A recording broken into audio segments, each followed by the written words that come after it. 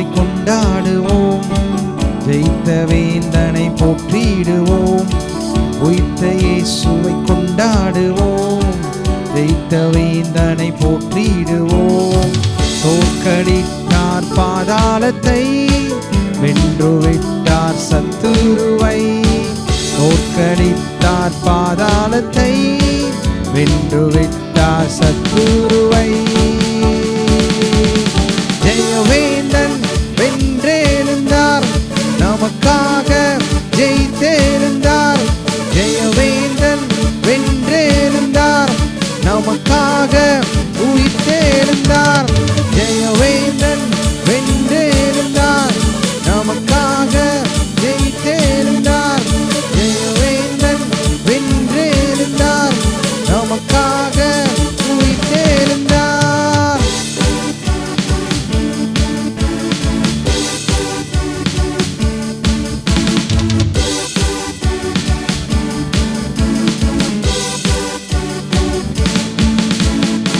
மரண பயத்தை நீக்கிவிட்டார், நித்திய வாழ்வை தந்து விட்டார்.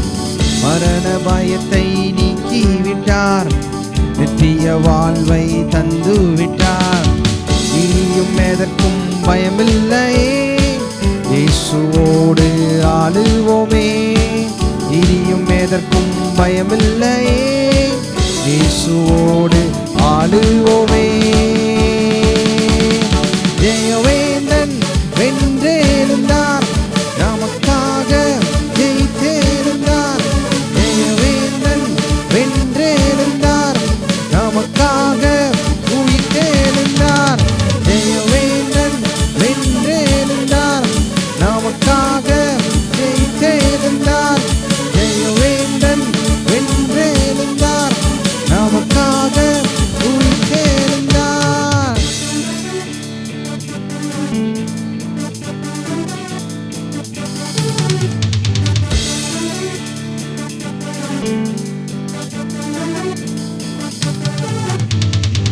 மரித்த இயேசு உயிர்த்ததினால், நாமும் உயிர்த்து எழுந்திடுவோம். மரித்த இயேசு உயிர்த்ததினால், நாமும் உயிர்த்து எழுந்திடுவோம். எக்கால தொனியோடு வந்திடுவார், வானில் அவரோடு சென்றிடுவோம்.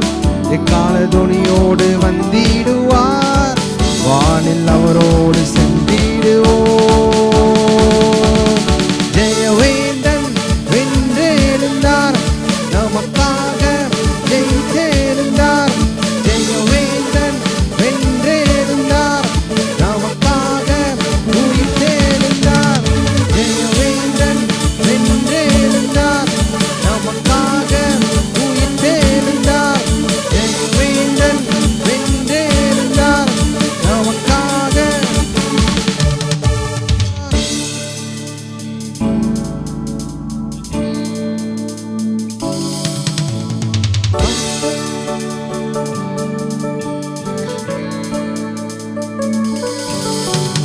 மரணம் தோற்று போனதே, நம் இயேசு ஜெயித்துட்டார்.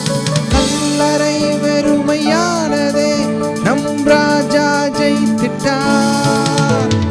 மரணம் தோற்று போனதே, நம் இயேசு ஜெயித்துட்டார். கல்லறை வெறுமையானதே, நம் ராஜா ஜெயித்துட்டார். மரணம் தோற்று போனதே, நம் இயேசு ஜெயித்துட்டார். கல்லறை வெறுமையானதே, நம் ராஜா ஜெயித்துட்டார். மரணம் தோற்று போனதே, நம் இயேசு ஜெயித்துட்டார். கல்லறை வெறுமையானதே, நம் ராஜா ஜெயித்துட்டார். ஜெயவேந்தன் வென்றெழுந்தார், நமக்காக ஜெயித்தெழுந்தார். ஜெயவேந்தன் வென்றெழுந்தார், நமக்காக உயிர்த்தெழுந்தார். ஜெயவேந்தன் வென்றெழுந்தார், நமக்காக ஜெயித்தெழுந்தார். ஜெயவேந்தன் வென்றெழுந்தார், நமக்காக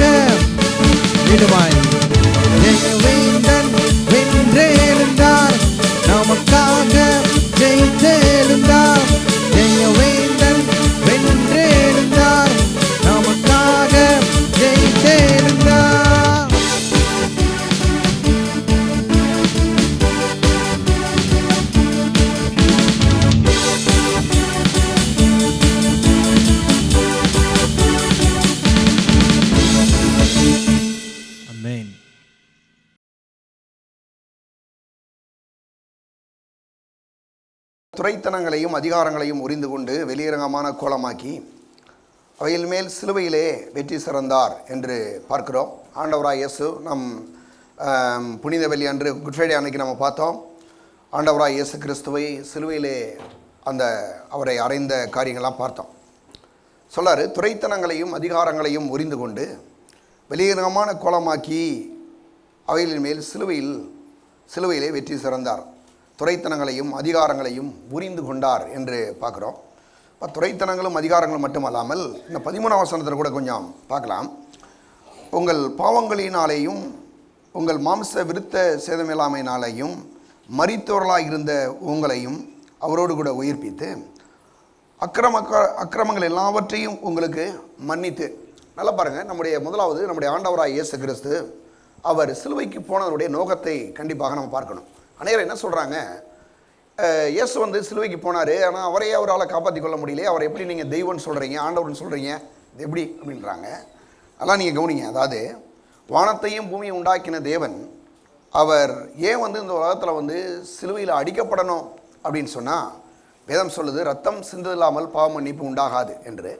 முதல் மனுஷனாய் ஆதாம் இந்த உலகத்தில் பாவம் செய்தபடினாலே அந்த பாவத்தின் நிமித்தம் பாருங்கள் இந்த முழு உலகமும் சபிக்கப்பட்டு போயிடுச்சு. பாருங்கள், சொல்லப்பட்டிருக்கு, இப்படியாக ஒரே மனுஷனாலே பாவமும் அந்த பாவத்தினாலே மரணமும் இந்த உலகத்திலே பிரவேசித்தது என்று சொல்லப்பட்டிருக்கு. அது மட்டும் இல்லாமல் நாம் எல்லா மனுஷரும் பாவம் செய்து தேவ மகிமையற்று போனார்கள்.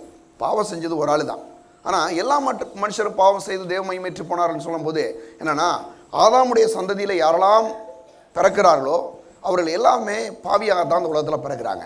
இதை பற்றி சங்கீதம் 51:3 நம்ம ஏற்கனவே வாசித்தோம் வெள்ளிக்கிழமை அன்னைக்கு. இதோ என் தாய் பாவத்திலே கற்பம் தெரித்தால் நான் துர்க்குணத்திலே உருவானேன் என்று தாவீது சொல்கிறத நம்ம பார்க்குறோம். அப்போ அதாவது இந்த உலகத்தில் 2 விதமான பாவங்கள் இருக்குது. ஒன்று ஜென்ம பாவம், இன்னொன்று கர்ம பாவம். அதனால அவர் பாவங்கள்னு சொல்கிறாரு இல்லையா. அப்போது அந்த ஜென்ம பாவம்ன்றது எது அப்படின்னா, ஆதாமுடைய பாவம், ஆதாம் செய்த பாவம் அதுதான் அந்த உலகத்தில் இருக்கக்கூடிய எல்லா விதமான பாவத்துக்கும் ஆணிவேர்.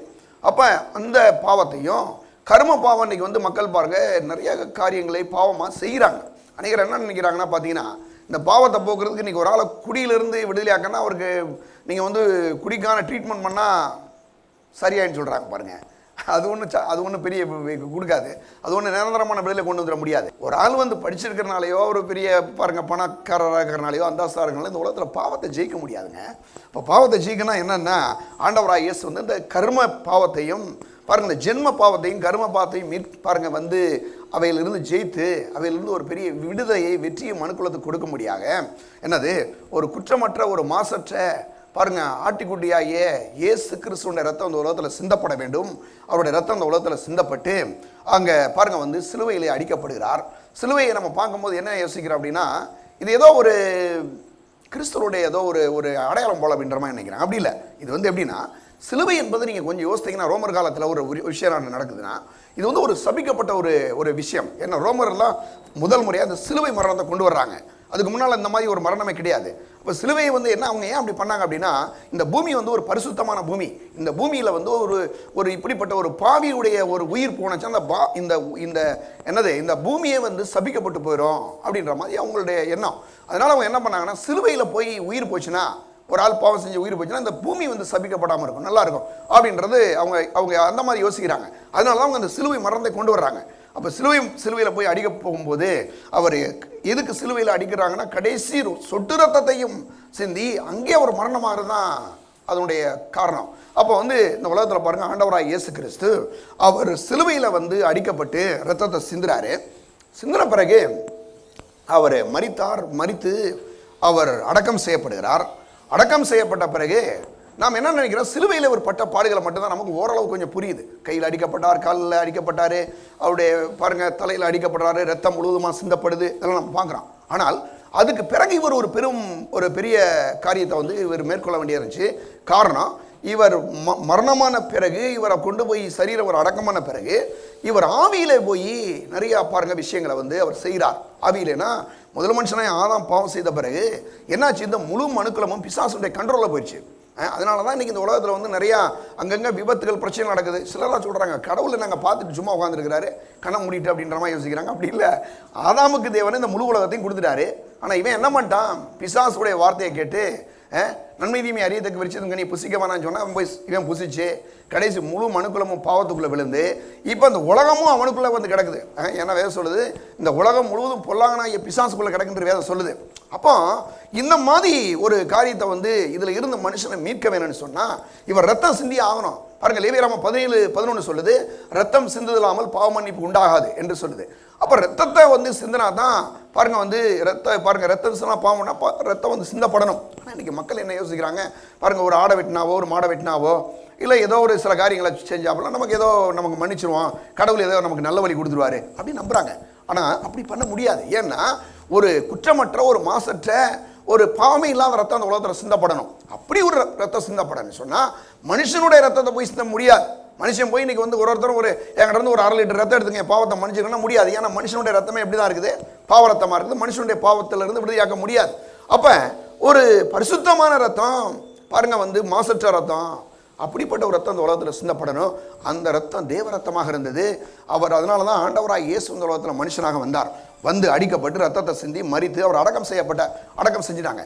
இப்போ அடக்கம் செஞ்ச பிறகு இவர் என்ன பண்ணுறாரு, அவர் பாருங்க அவரை கொண்டு போய் அடக்கம் பண்ண பிறகு அவருடைய ஆவி என்ன செய்யுது பாருங்க, ஆவியில் சர்வலோகத்தினுடைய அந்த பிசாசுடைய ஆவியெல்லாம் அவரை போய் பிடிச்சிக்கிச்சு.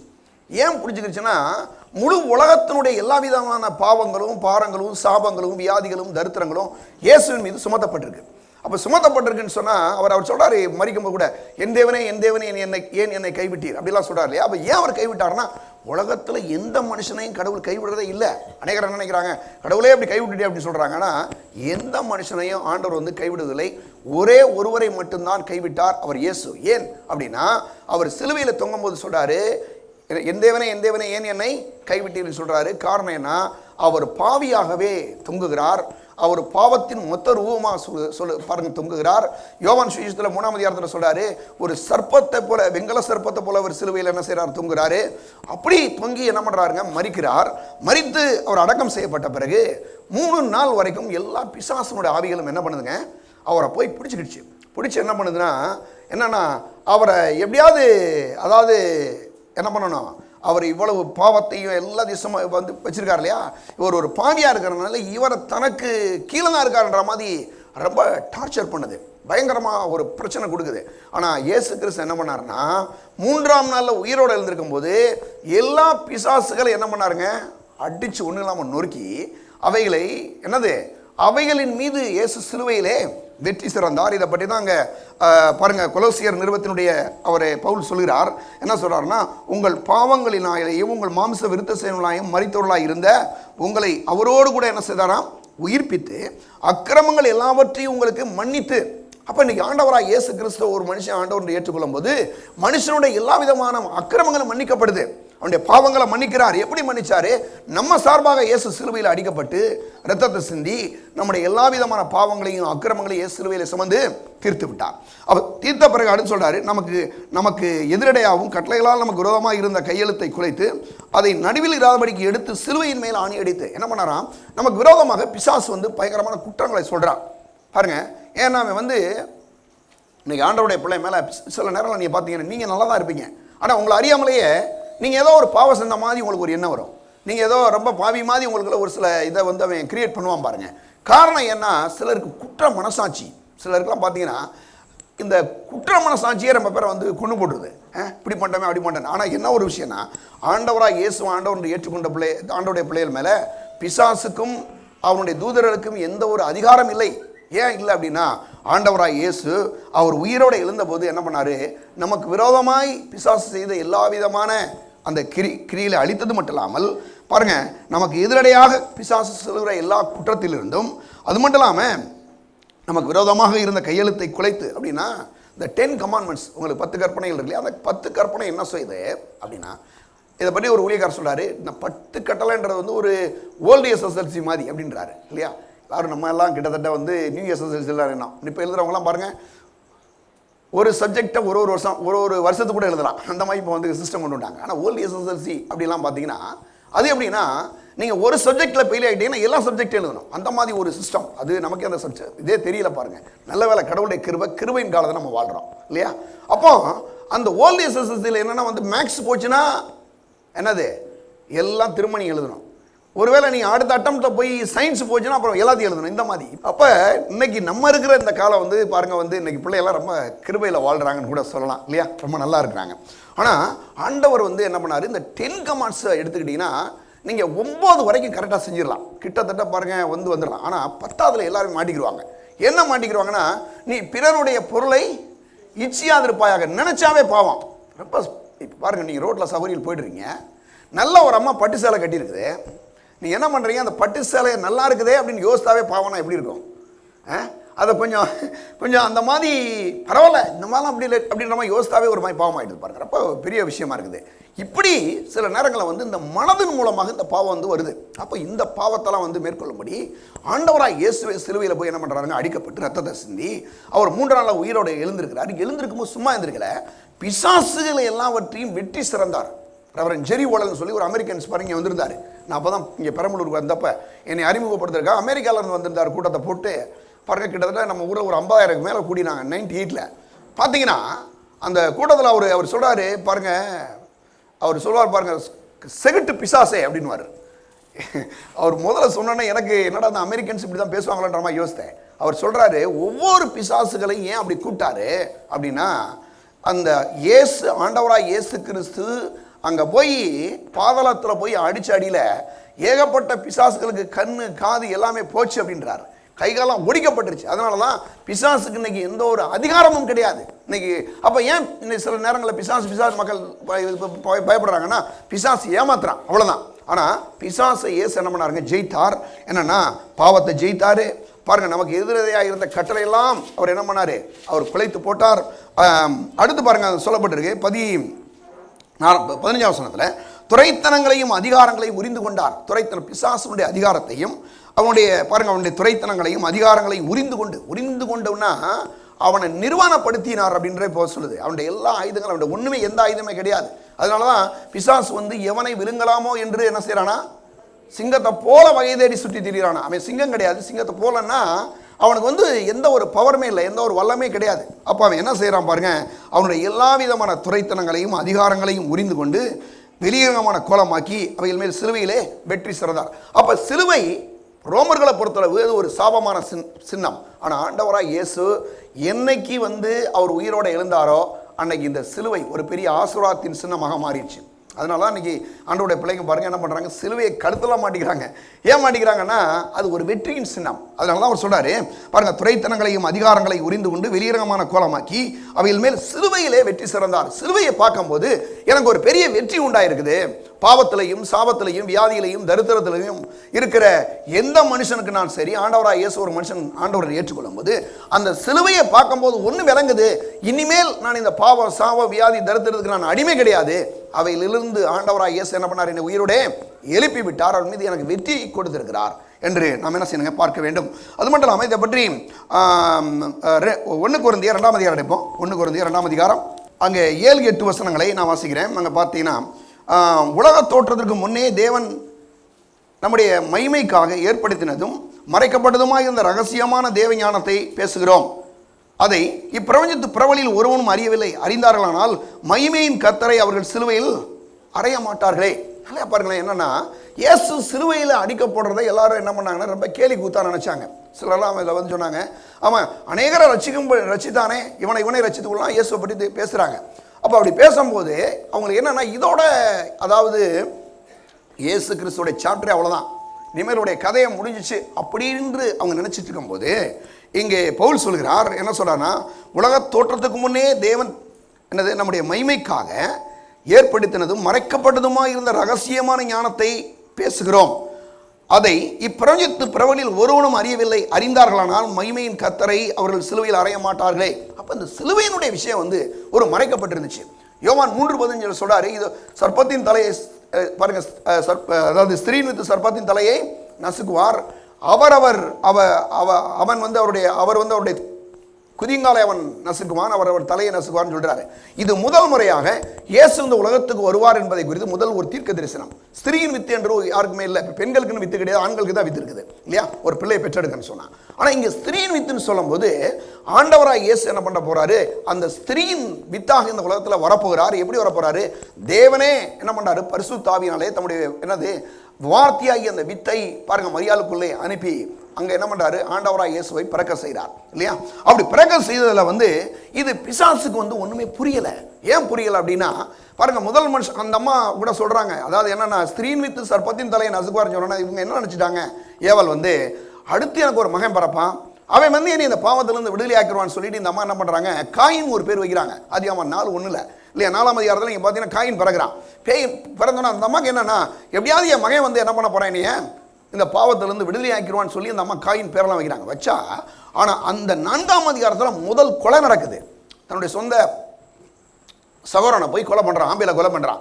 ஏன்னா பாவம் மனுக்குலத்தை பிடிக்கும் போது, அதாவது அவனை அறியாமலேயே பலவிதமான குற்றங்களை செய்ய வைக்குது. சிலர்லாம் நீங்க கேட்டீங்கன்னா சொல்லுவாங்க, பாவம் அதுல இருந்து நான் விடுதலையாக நினைக்கிறேங்க. குறிப்பா குடியை எடுத்துக்கங்களேன், குடிக்கிறவங்கள்ட்ட நீங்க கேட்டீங்கன்னா நான் அதுல இருந்து விடுதலையாக தான் நினைக்கிறேன்னா முடியலன்னு சொல்றாங்க. ஏன்னா பவுல் சொல்றாரு, நான் செய்யக்கூடாது என்று நினைக்கிற அந்த பாவத்தை என்ன பண்ற செஞ்சிடறேன்னு சொல்றாரு. ஏன் அப்படின்னா அந்த பாவத்தினுடைய வித்து உள்ளுக்கு இருக்கிறதுனால அதுல இருந்து என்ன பண்ண முடியும், விடுதலையாக்குனா இயேசு ஒருவரால் தான் முடியும். அதனாலதான் இன்னைக்கு மக்கள் எங்கெங்கேயோ போறாங்க, பாவம் தொலைன்னு சொல்றாங்க. பாவம் தொலைக்க போறது இல்லவே இல்லை. இயேசு கிறிஸ்து ஒருவர் மாத்திரமே மனுஷனுடைய பாவத்திலிருந்து விடுதலை கொடுக்க முடியும்.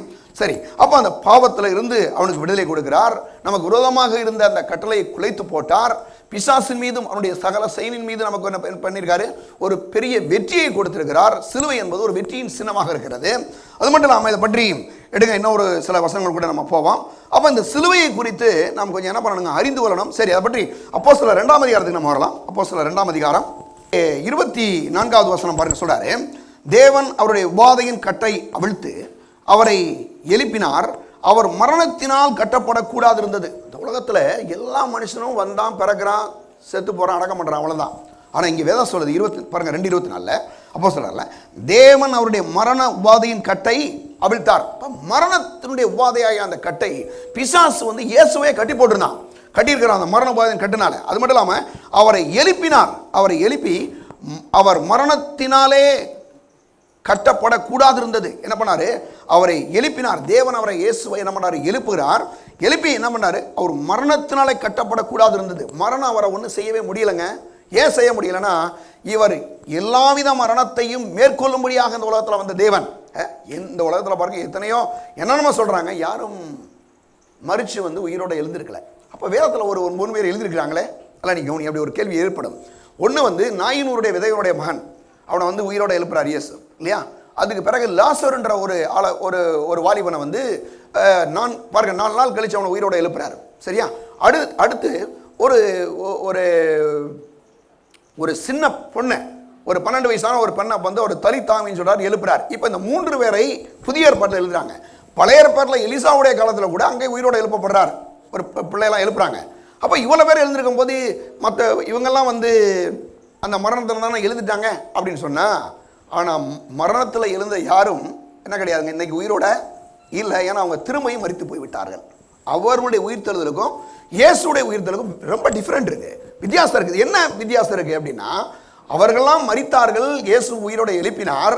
ஆனால் மரித்து கொஞ்ச நாள் வரைக்கும் வாழ்ந்தாங்க, கொஞ்சம் வருஷம் வாழ்ந்தாங்க. ஆனால் திரும்பி அவங்க என்ன பண்ணிட்டாங்க, இன்னைக்கு லாசர் உயிரோட இருக்காரா? இல்லை.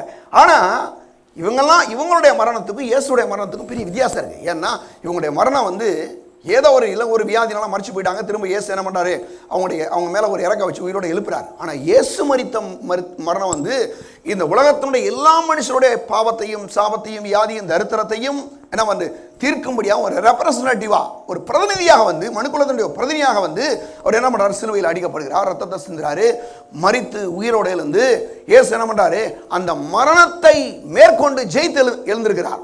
அப்ப தேவனுடைய பிள்ளைகளே நல்லா நீங்க பாருங்க, சொல்றாரு மரண உபாதையின் கட்டை என்ன பண்ணார், அவரே அவிழ்த்தார். பாருங்க அவிழ்த்து அவரை தேவன் அவருடைய மரண உபாதையின் கட்டை அவிழ்த்து அவரை எழுப்பினார். அவர் மரணத்தினாலே கட்டப்படக்கூடாது இருந்தது. இவ்வளவு 3 நாள் வரைக்கும் பிசாசு அப்படி கட்டி போட்டிருக்க மரணத்தை வச்சு. மரண சக்திகள், பலவிதமான வியாதிகள், வேதனைகள், சாபங்கள், தரித்திரங்கள் எல்லாம் அவரை போட்டு அப்படியே என்ன பண்ணிச்சு, பூரா கட்டி போட்டிருக்கு. இப்போ மரணையும் உபாதையின் கட்டை பாருங்க அவிழ்த்த உடனே இயேசு என்ன பண்றாரு, அங்க இருக்க எல்லா பிசாசுகளும் அடிச்சு நொறுக்கி ஒண்ணுமில்லாமாக்கி என்ன பண்றாரு, கல்லறையை திறந்து கொண்டு என்ன பண்றாரு, இயேசு உயிரோட எழுந்திருக்கிறார். பாருங்க ஒரு பெரிய, இது எதுக்காக அப்படி எழுந்தார் அப்படின்னா, நம்ம எல்லாரும் இப்படிப்பட்ட அந்த பாவத்திலையும் சாபத்திலையும் இந்த தரித்திரத்திலையும் இந்த மரணத்தினுடைய பயங்கள் சிலருக்கெல்லாம் பாருங்க, மரணத்தினுடைய பயம். அன்னைக்கு டான் காஸ்ட்னு ஒரு விளக்காரருடைய புத்தகத்தை படிச்சுட்டு இருந்தேன். அவர் சொல்றாரு, அவர் பயத்தை பற்றி ஏகப்பட்டது எழுதுற ஒரு புக்கு முழுசும் கிட்டத்தட்ட ஒரு 300 பக்கம் எழுதி வச்சிருக்காரு. என்ன இவ்வளோ பயம், நானே படிக்கும்போது யோசித்தேன், என்ன இவ்வளோ எழுதி வச்சிருக்கு, இவ்வளோ பயமா அப்படின்னு பார்த்தா அவர் சொல்றாரு, எல்லா பயத்துக்கும் ஒரு தாய் எதுன்னு சொன்னீங்கன்னா மரணம் தான்றாரு. மரணத்தை குறித்த ஒரு பயம் தான் எல்லாத்துக்குமே பயத்தை ஆரம்பிக்குதான். மரணம் தான் வந்து அதுக்கு எல்லாமே ஒரு தாய் மாதிரி வேலை செய்ய. ஒரு நீங்கள் ஏதாவது ஒன்றை பற்றி நீங்கள் பயப்படுறீங்கன்னா அதுக்கு பேக்கில் அதுக்கு பின்னால் என்ன இருக்குது? மரணம். அதுதான் சிலருக்கு வியாதி குறித்து பயம், சிலருக்கு தரித்திரத்தை குறித்து பயம், சிலருக்கெல்லாம் பாருங்கள் வாலிபர்களுடைய நிலைமை எடுத்துங்க. ஒரு கல்லூரியில் ஒரு நாள் ஒரு ப்ரொஃபஸர் என்ன பண்ணாராம் பாருங்க, கிளாஸில் எந்திரிக்க சொன்னாராம். எந்திரிச்சு பாருங்க சொன்னாராம், உங்களுக்கு யாராருக்கு இது வரைக்கும் தற்கொலை செய்யணும்னு என்ன வந்திருக்குன்னு கேட்டாராம். கிளாஸில் இருக்க 50 பேர் எந்திரிக்கிறானா பாருங்க. ஆமாம், எந்த கையை தூக்குறானா. ஆமாம், எங்களுக்கெல்லாம் வந்துச்சு. என்ன அவனுக்கு பிரச்சனை? ஒரு வாலிபனுக்கு வாலிப பொண்ணுக்கு என்ன பிரச்சனை இருக்குது? எல்லாத்தையும் அம்மா அப்பா பார்த்துக்கிறாங்க இல்லையா? ஆனால் ஏன் அவங்களுக்கு அப்படிப்பட்ட என்ன வருதுங்க அப்படின்னு சொன்னால், பிசாசு இந்த மனு குலத்தை அழிக்கும்படி தீர்மானித்து செயல்படுறான். அதனால தான் என்னன்னா மக்களுக்கு வந்து மரணத்தை குறித்த ஒரு பயம். எதுக்கு எடுத்தாலும் செத்து போகலான்னு சிலருக்கு என்ன இருக்கு பாருங்க. ஒரு சின்ன ஏதாவது ஒரு சின்னது கிடைக்கலன்னா கூட உடனே இன்னைக்கு செத்துலாமான்னு ஒரு எண்ணம். பிசாசு பாருங்க மக்கள் அப்படி ஆட்டி படைக்குதுங்க. ஒரு வேலை கிடைக்கலாம் செத்துடலாமா, ஒரு ஏதாவது ஒரு பிரச்சனையை வந்து பண்ணிவிட்டு அதில் சாகலான்ற ஒரு எண்ணத்தை பிசாசு உண்டாக்குறான். நான் சொல்கிறேன் பாருங்க, அப்படி யாராவது இங்கேயாவது இருந்தீங்கன்னா அது முழுக்க பிசாசுடைய எண்ணம். அதை ஒரு நாள் நீங்கள் ஏற்றுக்கொள்ளக்கூடாது, அனுமதிக்கக்கூடாது. ஏன்னா அது பிசாசு எப்படியாவது மனுக்குலத்தை அழிக்கலான்னு சொல்லி ஒரு தீர்மானம், ஒரு கங்கரம் கட்டிட்டு இருக்கிறான் பிசாசு. ஆனால் அப்படிப்பட்ட ஒரு மரண பயத்தை இயேசு கிறிஸ்து என்ன பண்ணியிருக்கிறாருங்க, மரணத்தை மட்டுமல்லாமல் மரண பயத்தை இயேசு என்ன பண்ணாரு, மேற்கொண்டு விட்டார். மரணத்துக்கு அதிகாரியாகிய பிசாசானவனை தமது மரணத்தினால் என்ன பண்ணார், அவரே அழித்து போட்டார் என்று வேதம் சொல்லுது. தமது மரணத்தில் இயேசு போய் மரித்தார் தெரியுமா? முள்ளால் எடுக்கிறது தான் சரி. முள்ள போய் நீங்கள் கடப்பாரை வச்சு எடுத்துட முடியாது. முள்ளு குத்தினா முள்ளு தான், அது மாதிரி தான் ஒரு ஊசி எடுத்து எடுக்கணும் இல்லையா? அதே போல இவர் என்ன பண்றாரு, மரணத்தினாலே ஜெயிக்கிறார். இவருடைய மரணத்தினால ஜெயிக்கிறார். அப்போ ஜெயித்து என்ன பண்றாரு, உயிரோட எழுந்திருக்கிறார். பாருங்க, அது மட்டும் இல்லாம இன்னும் ஒரு சில வசனங்கள் நம்ம போவோம். அங்க சொல்றாரு, அவிழ்த்து அவரை எழுப்பினார். அவர் மரணத்தினாலே கட்டப்படக்கூடாது. அவரை வந்து எந்த பிசாசாலையும் மரணத்தை வச்சு கட்ட முடியல. ஏன் கட்ட முடியலன்னா, இவர் எல்லா மரணத்தையும் மேற்கொண்டு ஜெயித்த தேவ குமாரனாய் இயேசு. இன்னைக்கு நான் சொல்றேன், ஆண்டவராய் இயேசுவை ஏற்றுக்கொண்ட தேவனுடைய பிள்ளைகளை உங்களுக்கு சொல்றேன், எந்த மரணமும் எந்த ஒரு மரணத்தினுடைய பயங்களும் உங்களை மேற்கொள்ள முடியாது. இன்னைக்கு மரணத்தின் கிரியைகள் இந்த உலகத்தில் பயங்கரமாக சுத்திக்கிட்டு இருக்கு. சிலருக்கு பயங்கரமான வியாதிகள், பயங்கரமான சில பாருங்க வந்து தரித்திரம், அநேகர் வந்து கடன் பிரச்சனையில மரணத்தினுடைய பயத்தை உள்ள போறான் பிசாசு. எதுக்கு எடுத்தாலும் மக்களுக்கு அப்படி ஒரு எண்ணம் வருதுங்க. ஆனால் நான் சொல்றேன், ஆண்டவராய் இயேசு அந்த மரணத்திலிருந்து மட்டும் இல்லாமல் மரண பயத்திலிருந்து நம்மளை என்ன பண்ணியிருக்கார், இயேசு விடுதலை ஆக்கியிருக்கார். அதான் சொல்றாரு, குமாரன் உங்களை விடுதலை ஆக்கினால் நீங்கள் மெய்யாகவே விடுதலை ஆவீர்கள். அப்போ ஒரு மெய்யான விடுதலையை ஆண்டவராய் இயேசு நமக்கு கொடுக்கும்படியாக அந்த மரணத்தினுடைய கட்டுகளை அவிழ்த்து உயிரோடையே எழுந்தார். எடுங்க அப்போஸ்தலர் 4ஆம் அதிகாரம் 33ஆம் வசனம். கர்த்தராய் இயேசுவின் உயிர்த்தெழுதலை குறித்து அப்போஸ்தலர் மிகுந்த பலமாய் சாட்சி கொடுத்தார்கள். அவர்கள் எல்லாருமே பூரண கிருபை உண்டாயிருந்தது. நல்லா கவனிங்களேன். அதாவது ஆண்டவராய் இயேசு கிறிஸ்துவை கூடிய உயிர்த்தெழுதலை குறித்து நீங்க சொல்லும் போது அப்படிப்பட்ட மக்கள் மேல என்ன இருக்கான், அவருடைய என்னது பாருங்க, அவர்கள் எல்லாரும் மேலும் என்னது கிருபை உண்டாயிருப்பாருங்க. பரிபூர்ணமான கிருபை உண்டாயிற்று. இயேசு கிறிஸ்து வந்து உயிரோட ஏன் சார்பாக எழுந்தார், அந்த ஒரு வெளிச்சம் இருந்துருச்சுன்னு சொன்னா நீங்க கூட சொல்லலாம். திடீர்னு பிசாசு வந்து சில மரண பயத்தை உண்டாக்குவான் பாருங்க. உனக்கு அது கிடைக்கல, உனக்கு இது கிடைக்கல, அதனால நீ செத்து போடி. சில வாலிப பிள்ளைகள் வாலிபர்கள்லாம் பாரு, உனக்கு அந்த பொண்ணு கிடைக்கல, உனக்கு இந்த பையன் கிடைக்கல, செத்துப்போ. ஏங்க ஏகப்பட்ட இடத்துல நடக்குது இந்த கூத்து. பிசாசுகிட்ட சொல்லணும், இவையெல்லாம் நான் போகிறான், இவனுக்காக அந்த உலகத்தில் நான் பிறந்தேன். இதெல்லாம் வந்து யோசிக்கணுங்க. திடீர்னு பேசிகிட்டு இருக்கேன் நான், என்ன யார் இப்படி தான் யோசிக்கல எனக்கு தெரியல. ஆனால் நான் ஒன்று சொல்கிறேங்க, இயேசு கிறிஸ்து அவர் உங்களை நேசிக்கிறார். இப்படிப்பட்ட எண்ணங்களை பிசாசு கொண்டு வர்றான். பிசாசே கொண்டு வந்து உனக்கு அது கிடைக்கல இது கிடைக்கல அதனால நீ செத்து போயிடுன்னு சொல்கிறான். செத்து போனாக்குள்ள உங்களுக்கு எல்லாத்துக்கும் ஆன்சர் கிடைச்சிருமா? முடியாதுங்க. ஏன்னா அவர் சொல்கிறாரு, நீங்கள் நல்ல நீடி ஆயுளோடு வாழ்வுதான் கடவுளுடைய சித்தம்.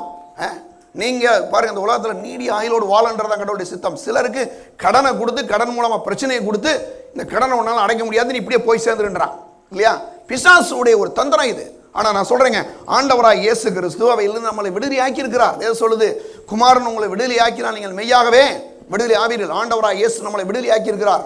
அந்த மரண உபாதின் கட்டை அவிழ்த்திருக்கிறார் இயேசு. அதுல இருந்து பாருங்க ஒரு பெரிய விடுதலையை கொடுத்திருக்கிறார். அப்படி நீங்க என்ன பண்ணா, இயேசு ஏன் சார்பாக உயிரோடு எழுந்தார் அப்படின்னா, ஒரு முறை ஒரு ஊழியக்காரர் சொல்றாரு, அமெரிக்காவில், நம்ம ஊரில் மட்டும் இல்லை, அவர் வீட்டு பக்கத்தில் பாருங்க இந்த ஆம்புலன்ஸஸ் போயிட்டே இருக்குமா. அது உங்களுக்கு தெரியுமா, ஆம்புலன்ஸ் போனாவே ஒரு எல்லாருக்கும் ஒரு பயம் வர மாதிரி இருக்கும். ஓன்னு கத்திட்டே போகுது, விசில் அடிச்சு இது மாதிரி சவுண்டை கொடுத்துரு, அந்த இதில் கொடுத்துட்டு போகுது இல்லையா. அந்த பிசாசு சொல்லுமா வந்து, இந்த மாதிரி நீ சாக போகிற, இந்த ஆம்புலன்ஸ்லாம் உன்னை ஏற்றிட்டு போகிறாங்க, இப்படி பேசுமா பாருங்க. அவருக்கு அந்த மாதிரி சத்தம் கேட்குமா. இவர் சொல்லுவாராம், பிசாசே உன்னே தான் ஏற்றிட்டு போகிறாங்க அப்படின்னு வரான். அவர் இப்படியே சொல்கிறாரு, நீ வந்து என்னைய மரணத்துக்குள்ளே நீ அப்படி போயிடுவா அப்படி போயிடுன்னு சொல்கிற. இல்லை, இது எனக்கு கிடையாது, இயேசு கிறிஸ்து சார்பாக நின்று இந்த மரண உபாதியின் கட்டை அவிழ்த்து விட்டார். இன்னைக்கு நான் மரணத்துக்கு அடிமை கிடையாது, ஜீவனுக்கு சொந்தக்காரன். ஏன்னா ஜீவாதிபதியா இயேசு என்னுடைய ஆண்டவர், அவர் என்ற தகப்பன் அப்படின்னு அவரு பாருங்க சொன்னாராம். அப்ப அதுக்கு பிறகு அந்த சத்தத்தை கேட்ட பிசாசு ஒரே ஓட்ட ஓடிடுறான் பாருங்க. ஏன்னா நீங்க பேச கத்துக்கணுதான். பிசாசு வந்து உங்களுக்கு அப்படி எண்ணத்தை கொண்டு வருவான். எப்ப கொண்டு வரான்னு சொல்லவா, நீங்க தனியா உட்காந்துருக்கும் போது அந்த மாதிரி எண்ணம்லாம் வரும். 10 பேர் உட்காந்துருக்கும் போது உங்களுக்கு அந்த எண்ணம் வராது. இது முடியாது, அப்படி ஆயிடும் இப்படி ஆயிடும்லாம் பேசலாம். யாருன்னா அந்த பிசாசுடைய வேலை தான். அப்ப என்ன பண்ணணும், இந்த மாதிரி எண்ணங்களை வரும்போது நீங்க சொல்லணும், மரண உபாதையின் கட்டை இயேசு என்ன பண்ணார், தேவன் அவிழ்த்தார். அது மட்டும் இல்லாம அப்படி அவிழ்த்ததுனால நான் இந்த அவருடைய உயிர்த்தளவில் நான் வாயினால சொல்லும் போதே அவருடைய பூரணமான கிருபை என் மேல் இருக்கிறது. பாருங்க, நீங்க இதை பற்றி பேசினாவே ஒரு பூரண கிருபை தேவன் நமக்கு என்ன பண்ணியிருக்காராம், அவர் கொடுத்திருக்கிறார். அது மட்டும் இல்லாமல் எடுங்க ரோமர்கள் நிருபம் 1ஆம் அதிகாரம், ரோமர் 1ஆம் அதிகாரம் 5ஆம் வசனம் பாருங்க. 1:5 பாருங்க. மாமிசத்தின்படி தாவீதின் சந்ததியிலே பிறந்தவரும் பரிசுத்தமுள்ள ஆவியின்படி தேவனுடைய சுதனென்று மரித்தோரிலிருந்து உயிர்த்தெழுதினாலே பலமாய் ரூபிக்கப்பட்ட தேவகுமாரனுமாய் இருக்கிறார். என்ன பண்ணியிருக்காராம், இவர் தேவகுமாரன் என்று பலமாய் ரூபிக்கப்பட்டாராம். எப்படி பலமா ரூபிக்கப்பட்டாரு, என்னன்னா இதுவரைக்கும் இந்த உலகத்தில் மனுஷன் பிறந்திருக்கிறான். அவன் பிறந்ததுனால ஆதாமுடைய பாவத்தினால எல்லாம் மரணத்துக்குள்ள இருக்கிறான். ஆனால் நான் அவர் தேவகுமாரன் என்று எப்படி இந்த மனுக்குலத்துக்கு வெளிப்படுத்தினாராம், மாமிசத்தின்படி தாவீதின் சந்ததியிலே பிறந்தவரும் பரிசுத்தமுள்ள ஆவியின்படி தேவனுடைய சுதன் என்று மரித்தெழுந்து உயிர்த்தெழுதினாலே பலமாய் ரூபிக்கப்பட்ட தேவகுமாரனாக இருக்கிறார். அவர் பலமாய் ரூபித்தாராம். பிசாசே, உனக்கும் கூட்டத்துக்கு என் மீது எந்த ஒரு அதிகாரமும் கிடையாது. அது மட்டும் இல்லாமல் என்னை யாரெல்லாம் ஆண்டவர் என்று ஏற்றுக்கொள்கிறார்கள் அவர்கள் மீது உனக்கு எந்த ஒரு அதிகாரமும் இல்லை. பாருங்க, இதெல்லாம் நம்ம நம்புற விசுவாசிக்கணுங்க, விசுவாசிக்கணும். பிசாசு வந்து பல நேரங்களில் வந்து அந்த மாதிரி சில எண்ணங்களை கொண்டு வந்து பயமுறுத்துறான். நீங்கள் சொல்லணும், பிசாசனுடைய எந்த ஒரு அந்த அதிகாரத்துக்கும், அவனுடைய பாவத்துக்கு, அவன் சாபத்துக்கு, அவனுடைய வியாதிக்கு, அவனுடைய தரித்திரத்திற்கு, அவனுடைய மரண பயத்துக்கு எந்த ஒரு அதிகாரம் என் மேலே கிடையாது. ஏன்னா இயேசு கிறிஸ்து என்ன பண்ணியிருக்காரு, இயேசு சார்பாக சிலுவையில் அடிக்கப்பட்டு 3ஆம் நாள் உயிரோடே எழுந்திருக்கிறார். எழுந்திருக்கும் போது பிசாசை அவனுடைய சகல சேனைகளை ஜெயித்திருக்கிறார். பாருங்க, அப்படி நாம் வந்து என்ன பண்ணுங்க, விசுவாசிக்கிற மட்டும் அதை பேசும்படி ஒரு எடுக்கணும். எபிரேயர்கள் நிறுவடுங்க, எபிரேயர் 2ஆம் அதிகாரம், எபிரேயர் 2 பாருங்க 14 ஆதலால் பிள்ளைகள் மாம்சத்தையும் இரத்தத்தையும் உடையவர்களாக இருக்க அவரும் அவர்களைப் போல மாம்சத்தையும் இரத்தத்தையும் உடையவரானார். மரணத்துக்கு அதிகாரியாகிய பிசாசானவனை தமது மரணத்தினாலே அழிக்கும்படிக்கும் ஜீவ காலமெல்லாம் மரண பயத்தினாலே அடிமைக்குள்ளானவர்கள் யாவரையும் விடுதலையாக்கும்படிக்கும் அப்படி ஆனார். பாருங்க, மரண பயம் மக்களை பெரிய அளவில் பயமுறுத்திக்கிட்டு இருக்கு, சரியா? பாருங்க சொல்றாரு, அதனால் பிள்ளைகள் மாம்சத்தையும் ரத்தத்தையும் உடையவராக இருக்க. நல்லா கவனிங்க. இப்போ என்னன்னா, இயேசு போய் சிலுவையில் அடிக்கப்படணும். ஏன் வந்து அவர் வாட்டுக்கு பரலோகத்தில் உட்காந்துட்டு எல்லா பேரும் விடுதலையாக வந்துருங்க அப்படின்னு சொல்லியிருக்கலாமே.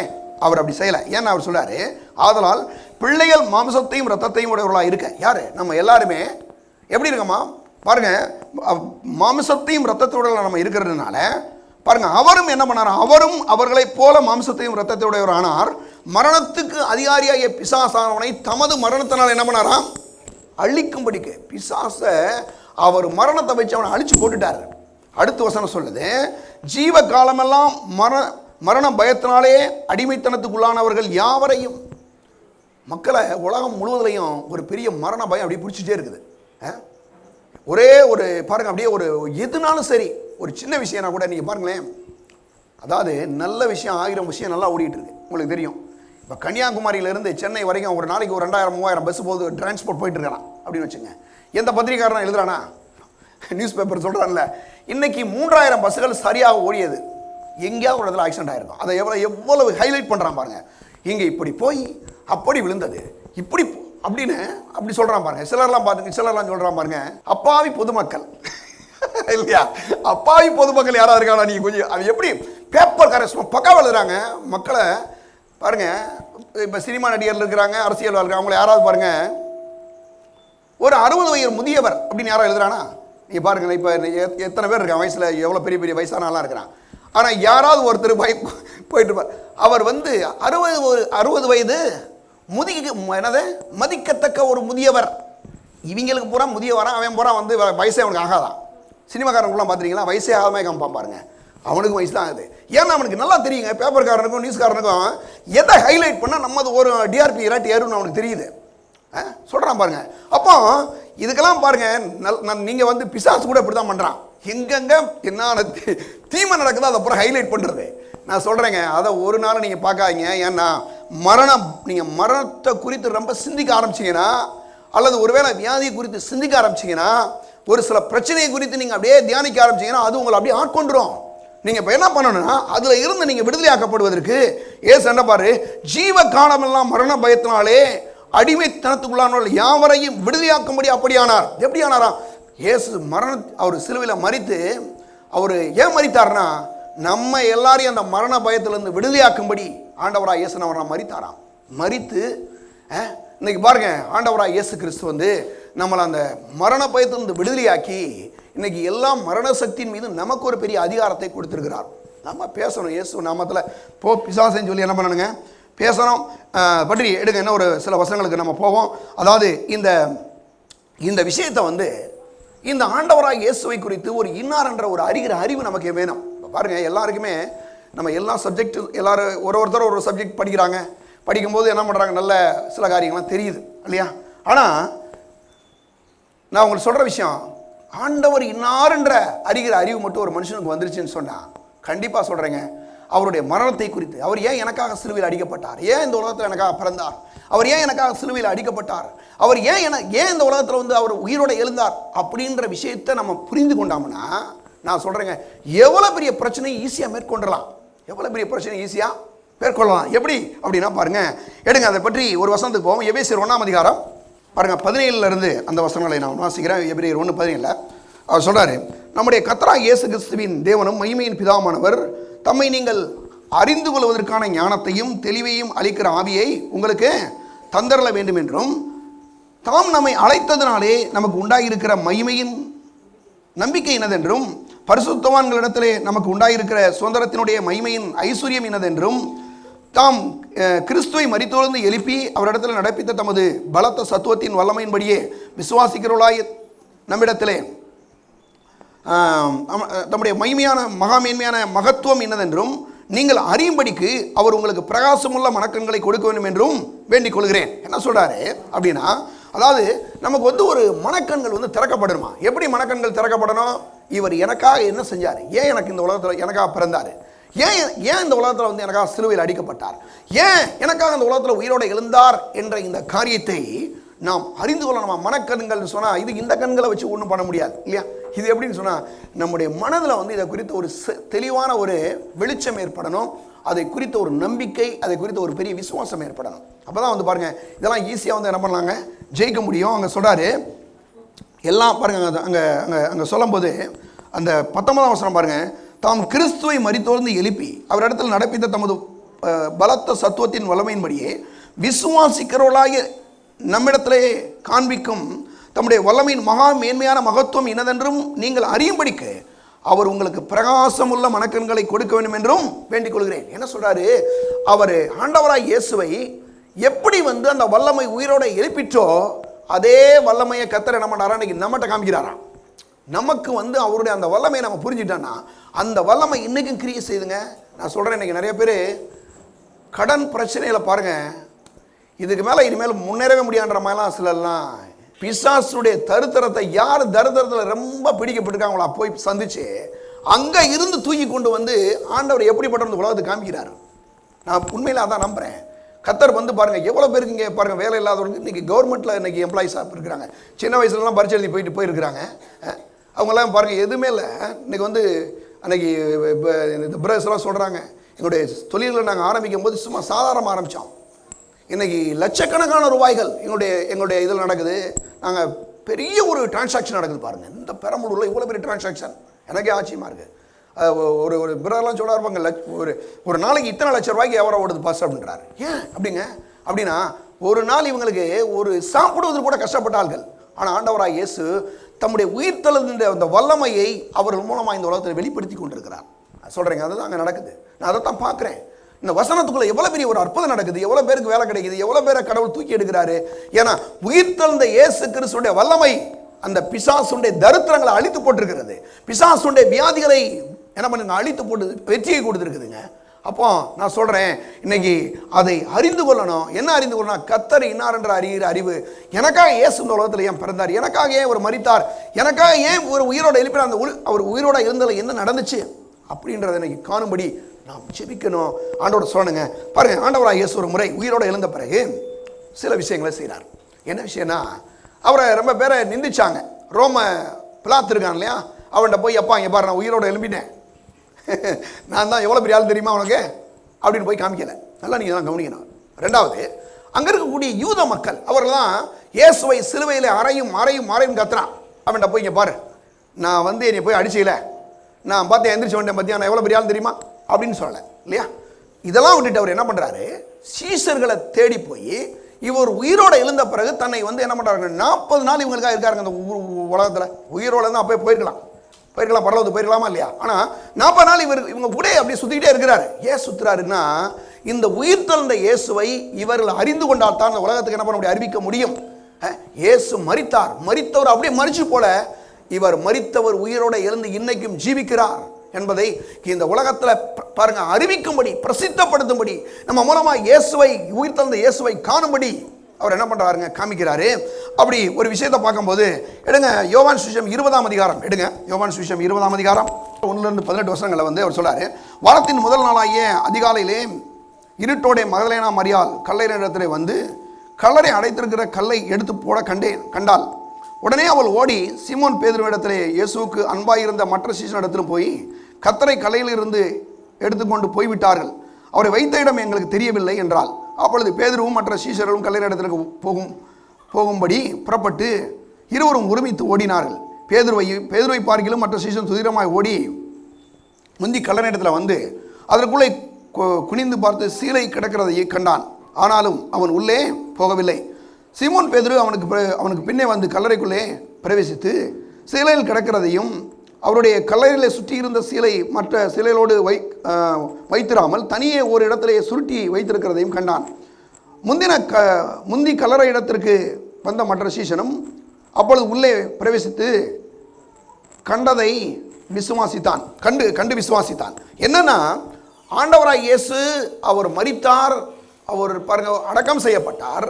ஆனால் 3ஆம் நாளில் உயிரோடு எழுந்தார்ன்றது என்னன்னா, அந்த நாட்களில் பாருங்க அந்த அவர் மரித்த உடனே அவர் வந்து என்ன பண்ணிடுறாங்க, ஒரு மாதிரி முழுசும் ஒரு மாதிரி சிலையில் வச்சு சுற்றி அதுக்கு நிறையா வந்து என்ன பண்ணுவாங்களாம், சில திரவிய பொருட்களாக போடுவாங்களாம். பண்ணால் தான் அவங்க அந்த மாதிரி அவங்க அந்த யூதருடைய அடக்கமே அப்படி தான் இருக்குன்னு சொல்கிறாங்க.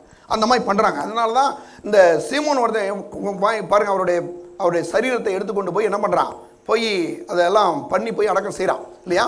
அப்போ அப்படி போனோடனே அவரை சுற்றி இருந்த சிலை தனியாக கிடக்குது, அங்கே ஆளில் அப்படின்னோடனே அப்போ இயேசு உயிரோடே எழுந்தார் என்பதை என்னது அந்த யார் இது அந்த மரியாள் மகதலேனா மரியாள் போய் என்ன செய்கிறா, போய் வந்து சொல்கிறா. நல்லா கவனிங்களா, இயேசு வந்து முதல்ல உயிரோட எழுந்த விஷயத்தை யாருக்கு அறிவித்தார் தெரியுமா உங்களுக்கு? பெண்களுக்கு தான். இன்றைக்கி பாருங்க, நம்ம ஊரில் பெண்கள்னா ரொம்ப சீப்பாக நினைப்பாங்க. பாருங்கள், நம்ம ஊர்லலாம் பார்த்தீங்கன்னா பெண்கள்னா நம்ம ஊரில் ரொம்ப வித்தியாசமானலாம் இருக்குது. பெண்களா நீ பெண்ணா அடிமை தான், இப்படி தான் இருக்கணும், நான் புருஷன் நீ பொஞ்சாதி, எனக்கு நீ எல்லாம் வேலை செய்யணும், அப்படி இல்லை. நான் சொல்கிறேன் நல்லா கவனிங்க, நான் இன்னைக்கு கூட ஒன்று சொல்கிறேன், கணவன் மனைவி எல்லாருக்கும் நான் சொல்கிறேன், திருமண வாழ்க்கை என்பது ஒரு பார்ட்னர்ஷிப் லைஃப். அதாவது ஒரு கணவன் மனைவி 2 பேரும் ஒரு பங்குதாரர்கள், அவளுக்கு ஈக்குவல் ரைட்ஸ் இருக்குது இல்லையா. ஒரு ஆளை அடிமையாக்கிறக்கா கடவுள் இப்படி செய்யலை. நல்லா கவனிச்சிங்கன்னா ஆதாம வந்து உருவாக்கிட்டார், மண்ணால் உருவாக்கிட்டார். ஏவாளை கொண்டு போய் காலில் இருக்க ஒரு சுண்டுவரலை வச்சு உருவாக்கியிருக்கலாமா இல்லையா?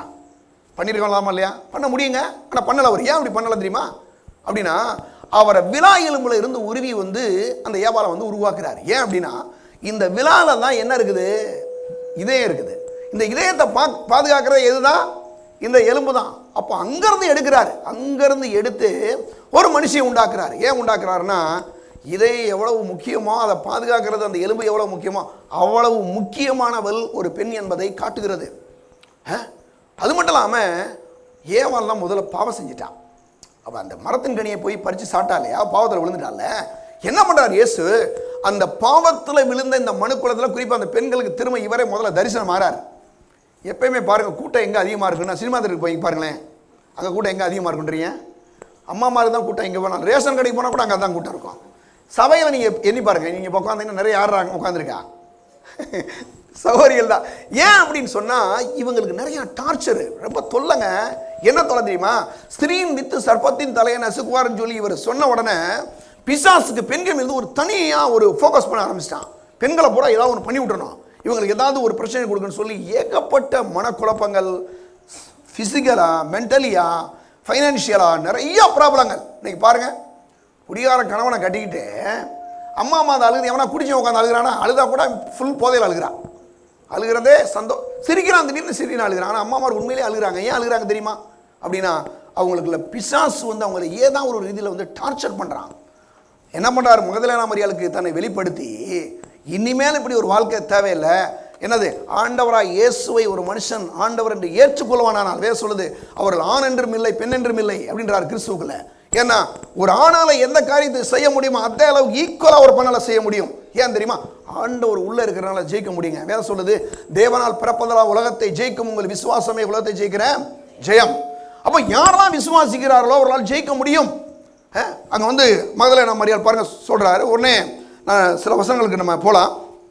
அந்த அதிகாரத்தில் இப்போ ஒரு 8ஆம் வசனத்துக்கு வரைக்கும் 9ஆம் வசனத்துக்கு போவான். அவர் மரித்தெழுந்து எழுந்திருக்க வேண்டும் என்கிற வேதவாக்கியத்தை அவர்கள் இன்னும் அறியாதிருந்தார்கள். நல்ல கவனிங்க. பின்பு அந்த சீஷர்கள் தங்களுடைய இடத்திற்கு திரும்பி போனார்கள்.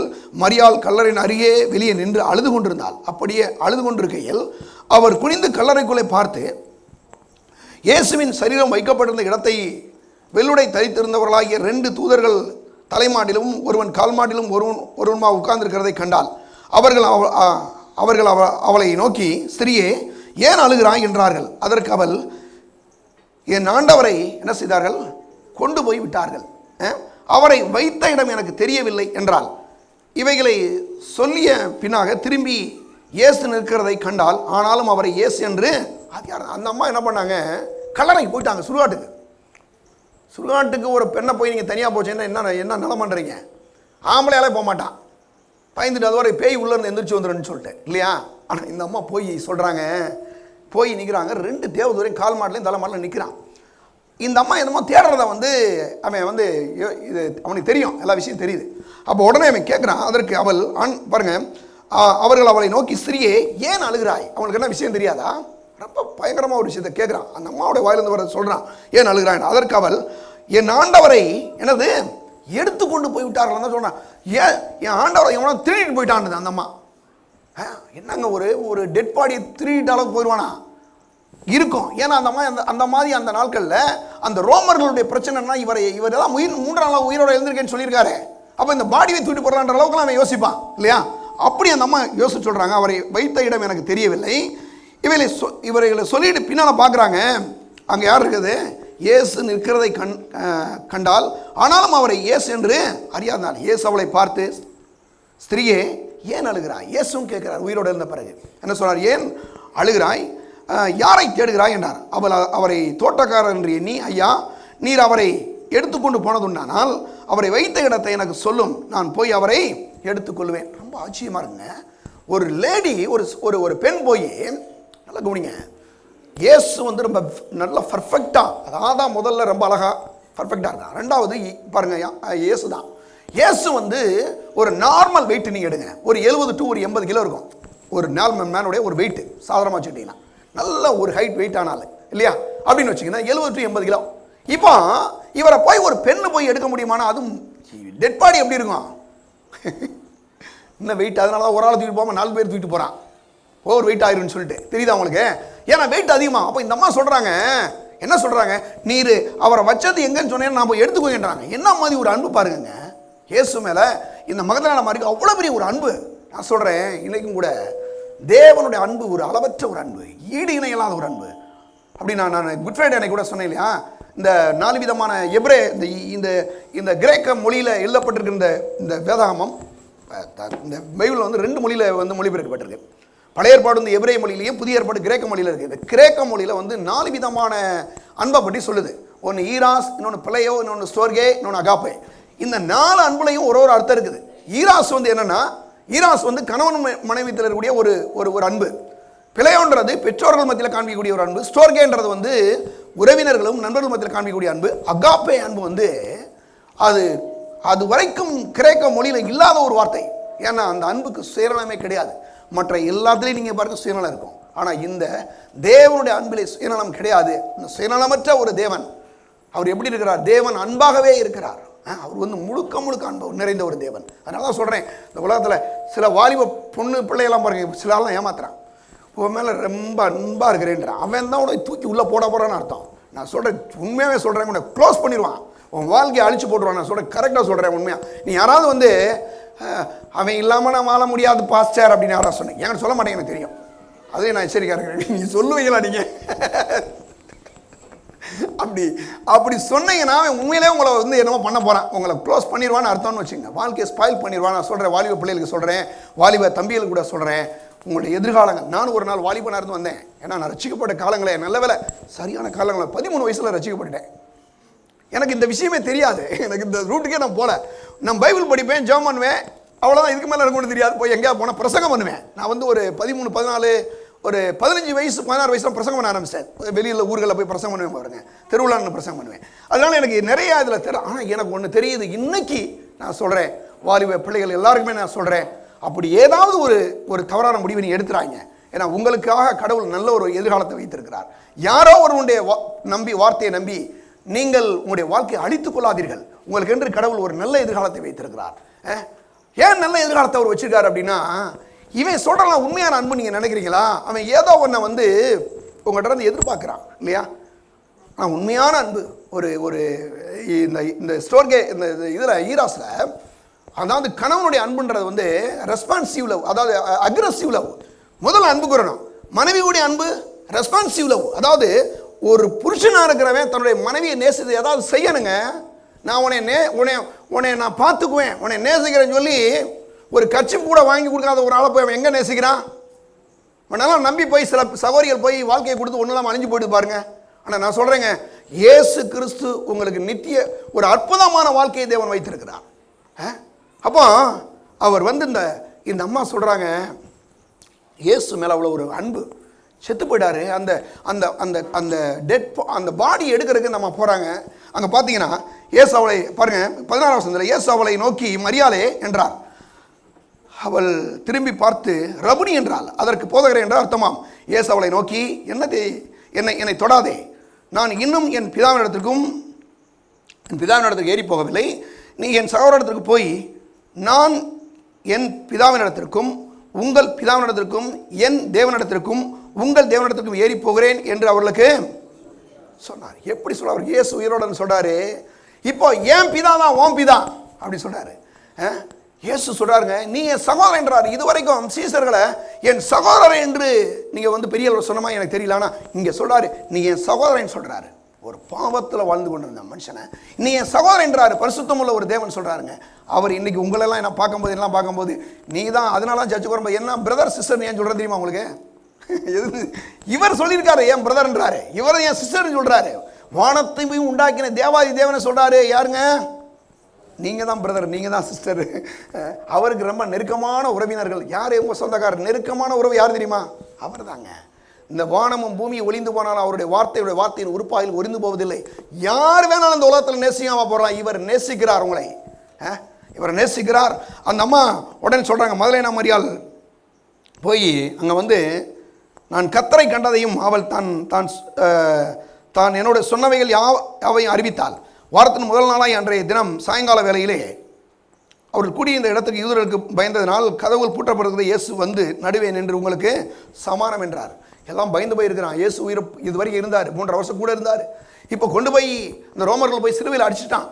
என்ன ஆக போதும், நம்ம நிலைமை என்ன அப்படின்ற மாதிரி யோசிச்சிருக்கும் போது அங்கே வந்து சொல்றாரு, உங்களுக்கு சமானம், பயப்படாங்கன்றார்.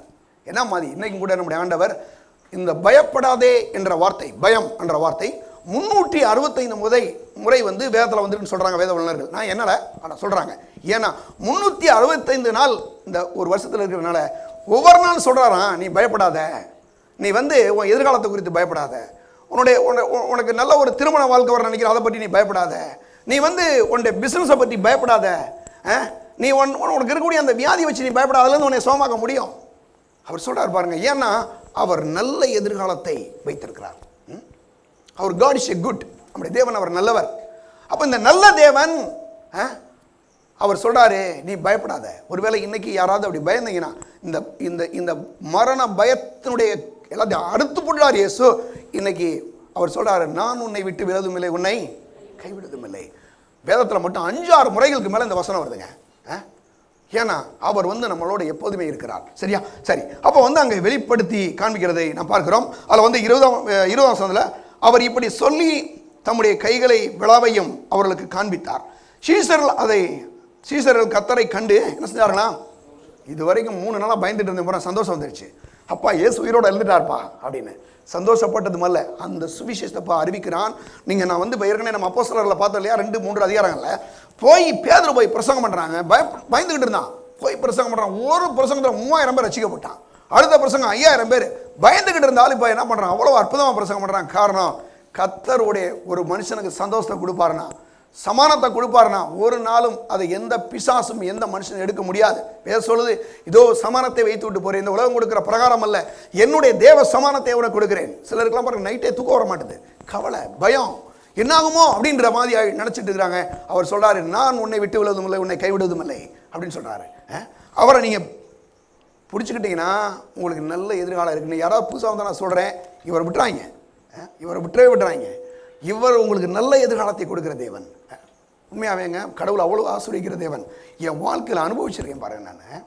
நான் மட்டும் இந்த இயேசு வரலன்னா போச்சு, இன்னைக்கு நான் உயிரோடு இருந்துக்க மாட்டேன். கடவுளுடைய பெரிய கிருபை அற்புதம். அந்த நாட்களில் என்னை ரசித்தாருன்னா, இப்போது ஆண்டவராக இயேசுவை நான் வந்து இதை அன்னைக்கு சொன்ன மாதிரி, குட் ஃப்ரைடே சொன்ன மாதிரி, என்னுடைய சின்ன வயசில் அந்த 2 கண்ணு எனக்கு தெரியாது பாருங்க. சாயங்கால நேரங்கள்லாம் நீ யாராவது கையை பிடிச்சி நான் கூப்பிட்டு போனோம். படிக்கும்போது ஸ்கூலில் பக்கத்தில் இருக்கவங்க படித்து காதில் சொல்லுவான், நான் திரும்ப மெமரி பண்ணிவிட்டு அவனுக்கு சொல்லிடுவேன், அவன் எழுதி கொடுப்பான். இப்படி தான் 10th வரைக்கும் இப்படி பாஸ் பண்ணிட்டு வந்துட்டேன். அவர் எங்கள் ஹெச்எம் சொன்னார் பாருங்க, நீ இனிமேலாம் பரிச்சு எழுத முடியாது அப்படின்னா போய் எங்கே போய் ஒரு பிளைண்ட் ஸ்கூலில் போய் சேர்ந்துக்கினார். அந்த டைமில் தான் இயேசுவை பற்றி நான் கேள்விப்படுறேன். இயேசுவை குறித்து கேள்விப்பட்டுட்டு சர்ச்சுக்கு போனேன் பாருங்க. ஏங்க இவ்வளவு இயேசுவை பற்றி இப்படி பிரசங்கம் பண்ணுறேன். மதுரையில் பாருங்கள், என்னுடைய அப்பா கொஞ்சம் நல்ல வசதியான ஆள் தான். அவர் நிறைய பணங்களை செலவழிச்சு இந்த கண்ணை போய் ஆப்ரேஷன் பண்ணான்னா அவன் சொல்கிறான், டாக்டர் சொல்கிறாங்க ஆப்ரேஷன் பண்ணால் இருக்கிற பார்வை போயிடுன்றான், இல்லைனா கிறுக்கு பிடிச்சிடுன்றான். அவர் பயந்து போய் கூட்ட வேண்டார். ஆனால் நான் சொல்கிறேங்க, இயேசு அற்புதமாக சுகமாக்கி இருக்கிறார். இன்றைக்கி நான் காரை ஓட்டுறேன் பாருங்கள், கார் சும்மா அப்படி 100-120 போகுது. எதிர்த்தாவில் வந்து மாடே தெரியாது, மாட்டிலே போய் மோதிடுவேன் நான் அந்த மாதிரி. ஆனால் இன்றைக்கி காரை எப்படி ஓட்டுறேன் பாருங்கள், மலையில் கூட ஓட்டிகிட்டு போகிறேன். இப்போ மலையில் கூட பாருங்கள் ஓட்டிட்டு, அன்றைக்கி பச்சை மலையில் அன்றைக்கி நான் தான் ஓட்டிகிட்டு வந்தேன் பாருங்கள் காரை. ஏன் சொல்கிறேன்னா, இன்றைக்கி அப்படிப்பட்ட ஒரு சூழ்நிலையிலேருந்து கடவுள் அற்புதமாக விடுதலையாக்கி இருக்கிறார். நான் சொல்கிறேன் அருமையான சகோதர சகோதரிகளே, இன்றைக்கும் கூட ஆண்டவராக இயேசு உங்களுக்கு அப்படிப்பட்ட ஒரு சுகத்தையும் விடுதலையும் நீடிய ஆயுளையும் கடவுள் கொடுக்கிறார். சரி, கடைசி ஒன்று பார்த்து முடிச்சிருவான். சரி, லூக்கா சுவிசேஷம் 24ஆம் அதிகாரம் 13ஆம் வசனம் எடுங்க. 24ல் 13ஆம் வசனம் ரொம்ப ரொம்ப அருமையான ஒரு சம்பவம் இது. உங்களுக்கு ரொம்ப ஏற்கனவே இதை பிரசங்கம் பண்ணுறோம், ரொம்ப நல்லா இருக்குது இல்லையா? 13ஆம் வசனம். அன்றைய தினம் அவர்களில் 2 பேர் எருசலேமுக்கு 7 அல்லது 8 மைல் தூரமான எம்மா என்னும் கிராமத்துக்கு போனார்கள். போகையில் இந்த வர்த்தமானங்கள் யாவையும் குறித்து அவர்கள் ஒருவர் பேசிக்கொண்டார்கள். இப்படி அவர்கள் பேசி சம்பாதித்துக் கொண்டிருக்கையில் இயேசு தாமே சேர்ந்து அவர்களோடு கூட நடந்து போனார். ஆனாலும் அவரை அறியாதபடிக்கு அவருடைய கண்கள் மறைக்கப்பட்டிருந்தது. அப்பொழுது அவர் அவர்களை நோக்கி, நீங்கள் துக்கம் முகமுள்ளவர்களாய் வழிநடந்து ஒருவருக்கு ஒருவர் சொல்லிக் கொள்கிற காரியங்கள் என்னவென்று கேட்டார். இயேசுவே இப்போ கூட போகிறார் எம்மான்ற ஊரில். அந்த எம்மான்ற ஊருக்கு போகிறாங்க. இவங்க எருசலேம் வந்து போயிட்டு இருக்கிறாங்க. ஒரு 7-8 மைல் தூரம் அப்படின்னு ஒரு 10 கிலோமீட்டர் வச்சுக்கோங்க, போகிறாங்க, நடந்து போயிட்டு இருக்கிறாங்க. இவர் போயிட்டு இந்த கிளையப்பான்னு ஒருத்தன் இருக்கான், ஒரு சீசாவன், அவன் கூட இன்னொருத்தர் இருக்கிறான். எல்லோரும் போயிட்டு இருக்கிறாங்க. இவங்க போய் அவங்கள போய் ஜாயின் பண்ணுறாரு. ஜாயின் பண்ணிட்டு சேர்ந்துக்கிட்டு, ஆமாம் இன்னைக்கு நம்ம நாட்டில் ஏதோ பிரச்சனையாமே ஏதாவது தெரியுமான்னு கேட்குறாரு. எஸ், எப்படி கேட்குறாரு பாருங்க. இப்போ ஒரு ப்ராப்ளம் வச்சுக்க. இப்போ சமீபத்தில் இந்த பெட்ரோலியம் ப்ராப்ளம் இருக்குன்னு வச்சுங்க. இப்போ யாராவது நம்ம இந்தியாவில் இருக்கு கேஸை பற்றி ஏதாவது தெரியுமான்னு கேட்டால் என்ன சொல்லுங்க, உனக்கு என்ன எந்த ஊரில் இருக்குன்னு கேட்பேன். அங்கங்கே இது வந்து எல்லாருக்கும் தெரியும். ஏன்னா எல்லாம் மீடியாவும் சொல்கிறாங்க, எல்லாம் நியூஸ் பேப்பர்லாம் கொடுக்குறாங்க, தெரியும். இயேசு உயிரோட எழுந்தன்ற விஷயம் வந்து நாடு முழுவதும் ஒரு பெரிய சர்ப்ரை. மறிச்சு போனாங்க சர்வ இதில் உட்காந்துருக்கிறான். இதோட என்னென்னா இவர் 3 நாளாக இப்போ பாருங்கள், ஒரு ஆள் உண்மையிலே செத்து போய் உயிரோட வந்தால் எப்படி இருக்கும்? சமீபத்தில் ஒரு நியூஸ் நான் பார்த்தேன். ஒரு பாருங்கள், அந்த ஆள் செத்து போயிட்டாருன்னு சொல்லிட்டு ஹாஸ்பிட்டலில் வச்சு கொண்டு போய் பாருங்கள், அது அந்த இதுக்கெல்லாம் கொண்டு போயிட்டான். கொண்டு போனால் பாருங்கள், அவரோட எந்திரிச்சார் பாருங்கள். அந்த ஆள் உண்மையிலே பாருங்கள், டாக்டர் நம்ம சரியாக வந்து செக் பண்ணல. சில நேரங்கள் அப்படி நடந்துருது இல்லையா, என்ன அந்த மாதிரி நடந்துருது. அப்போ உடனே அவர் எந்திரிச்சு வழியை உட்காந்து பாருங்க, அந்த போஸ்ட்மார்ட்டம் 2 பேர் பண்ணிட்டு இருப்பாங்க, பிடிக்கடிச்சு ஒரே ஓடி போயிட்டான் வழியில். ஐயோ என்னடா அது செத்து போனால் உயிரோட இருந்திருக்கான், என்ன பேய் வந்துருச்சுன்னு சொல்லி ஓட்டம் ஓடிட்டான். இதை வந்து பாருங்க, இப்போ சமீபத்தில் மீடியாவில் போட்டாங்க கொஞ்சம் நாளைக்கு முன்னால். இப்போ உலகம் முழுவதும் ஒரு அந்த நாடு முழுவதும் ஒரு பெரிய விஷயம் நடந்திருக்கு. சிலுவையில் அவர் அடிக்கப்பட்டிருக்கிறாரு, மரித்திருக்கிறாரு, இவரை கொண்டு போய் அடக்கலாம் பண்ணியாச்சு. இப்போ என்ன பண்ணது, இது சம்மந்தமாக ஏதாவது உங்களுக்கு தெரியுமான்னு கேட்டால் அவன் என்ன நினைப்பான், என்ன அவன் கேட்குறான், நீர் எந்த ஊருக்காரர் அப்படின்னு கேட்குறாங்க. உங்களுக்கு இந்த ஊரில் நடந்த விஷயம் தெரியுமா இல்லை தெரியாதா அப்படின்னு கேட்குறான் பாருங்க. அதை வாசிப்போம். அப்பொழுது பாருங்க, அவருக்கு போகிறாங்க 18ஆம் வசனத்தில், அவர்கள் ஒருவனாகிய கிளையபா என்பவன் பிரயுத்தரமாக இந்நாட்களில் எருசலேமின் நடந்தவைகளை குறித்து அறியாதபடிக்கு நீர் அந்நியராக இருக்கிறேன் என்றான். அவர் எவைகள் என்றார். அதற்கு அவர்கள் நசரேயனாகிய இயேசுவை குறித்தவைகளே. அவர் தேவனுக்கு முன்பாகவும் ஜனங்கள் எல்லாருக்கும் முன்பாகவும் செய்கையிலும் வாக்கிலும் வல்லமை உள்ள தீர்க்கதரிசியாக இருந்தார். இங்கே தான் இவர் இதுக்கு தான் வர்றாரு. இவர் இப்போ என்ன நினச்சிட்டு இருக்கான், 3.5 வருஷம் இவர் கூட இருந்தார்ல, என்ன பண்ணுறான்னா இவர் ஒரு தீர்க்கதரிசி என்று இவன் நினைக்கிறான். இப்போ இவர் ஆண்டவர் சொல்லி இவனுக்கு சொல்லணும். அதான் ஒரு முக்கியமான பாயிண்டாக தான். இப்போ பாருங்களேன், நாங்கள் அப்படி சொல்கிறோம். நம்முடைய பிரதான ஆசாரியரும் அதிகாரிகளும் அவரை மரண ஆக்கிலுக்கு உட்படுத்தி சிலுவையில் அறைந்தார்கள். அவரோ இஸ்ரவேலை மீட்டு ரட்சிப்பார் என்று நாங்கள் நம்பியிருந்தோம். இவைகள் சம்பவித்தின்று 3 நாள் சொல்கிறான். இவ்வளோ நாள் இவரை தாங்க நம்பியிருந்தேன், போயிட்டாருங்க, அவரையும் கொண்டு போய் அடிச்சுட்டான், இனிமேல் என்ன நிலமாக போதும் அப்படின்னு அவன் ரொம்ப துக்கத்தோடு பேசிட்டு இருக்கிறான். பாருங்கள், அடுத்த வசனத்துக்கு பார்த்தீங்கன்னா, ஆனாலும் எங்கள் கூட்டத்தைச் சேர்ந்த சில ஸ்திரீகள் அதிகாலமே கல்லறையிடத்தில் போய் அவருடைய சரீரத்தை காணாமல் திரும்ப வந்து அவர் உயிரோடு இருக்கிறார் என்று சொன்ன தேவதூதரை தரிசித்தோம் என்றும் சொல்லி எங்களை பிரமிக்க பண்ணினார்கள். அதாவது உயிரோட எழுந்துட்டாருன்னு சொல்லி, அவர் உயிரோட எழுந்திருப்பேன்னு சொல்லி நிறைய முறை சொல்லியிருக்கிறாரு. நீங்கள் வந்து லூக்கா 9ஆம் அதிகாரத்தில் கூட அவர் சொல்கிறதெல்லாம் நம்ம பார்க்குறோம், உயிரோட எழுந்திருப்பாருலாம். ஆனால் இப்போ என்ன அது நடக்குது. இப்போ உடனே பாருங்கள், அப்பொழுது எங்களில் சிலர் கல்லிடத்தில் போய் ஸ்திரீகளையும் சொன்னபடியே கண்டார்கள், அவரை காணவில்லை என்றார்கள் அப்படின்னு சொல்கிறான். அப்பொழுது அவர்களை நோக்கி, தீர்க்கதரிசிகள் சொன்ன யாவையும் விசுவாசிக்கிறதுக்கு புத்தி இல்லாத மந்த இருதயம் உள்ளவர்களை என்ன சொல்கிறாரு, ஆதியாகமம் 1ஆம் அதிகாரத்துலேருந்து மல்லியா வரைக்கும் என்னை பற்றி பேசியிருக்குப்பா, நீ ஏன் அதை பற்றி ஒன்றும் கேட்கலையா, உனக்கு தெரியலையா, என்னை பற்றி பேசுறதுக்கு சிலுவையில் அடிக்கப்படுவார், ரத்தத்தை சிந்துவார், மரித்து உயிரோடு எழுந்திருப்பான்னு சொல்லி தீர்க்கதரிசிலாம் சொன்னாங்களே அப்படின்னு சொல்கிறான். அப்படின்னு ஏன் சொல்கிறாரு, கிறிஸ்து விதமாய் பாடுபடவும் தாம் மகிமையிலே பிரவேசிக்கவும் வேண்டியதில்லையா என்று சொல்லி மோசே முதலிய சகல தீர்க்கதரிசிகளும் எழுதின வேத வாக்கியங்கள் எல்லாவற்றிலும் தம்மை குறித்து சொல்லப்பட்டவைகளை அவருக்கு விவரித்து காண்பித்தார். அத்தருணத்திலே தாங்கள் போகிற கிராமத்துக்கு சமீபமானார்கள். அப்பொழுது அவர் அப்புறம் போகிற பொருளை காண்பித்தார். அவர்கள் அவரை நோக்கி, நீர் எங்களோடு தங்கியிரும், சாயங்காலம் ஆயிற்று, பொழுதும் போயிற்று என்று அவரை என்ன செய்யலாம் வருதி கேட்டுக்கொண்டார்கள். அப்பொழுது அவர்களோடு தங்கும்படி உள்ளே போனார். அவர்களோடு அவர் பந்தி இருக்கையில் அவர் அப்பத்தை எடுத்து ஆசீர்வதித்து அதை பிட்டு அவர்களுக்கு கொடுத்தார். இங்கே தான் ஒரு முக்கியமான விஷயம் என்னென்னா, அவர் அப்பத்தை எடுத்தார். அந்த அப்பத்தை என்ன பண்ணுறாராம், டேக் இட் பாருங்க, வந்து bless it, broke it and give it. அதாவது 4 காரியங்களை அவர் செய்கிறார். முதல் காரியம் என்ன பண்ணுறாரு, அந்த அப்பத்தை எடுக்கும்போது பாருங்க என்ன பண்ணுறாருங்க, எடுத்தாச்சு. இப்போ திரும்ப அதை என்ன பண்ணுறாருங்க, ஆசீர்வதிக்கிறார். அடுத்து 3வது என்ன பண்ணுறாரு, அதை பிக்கிறார்.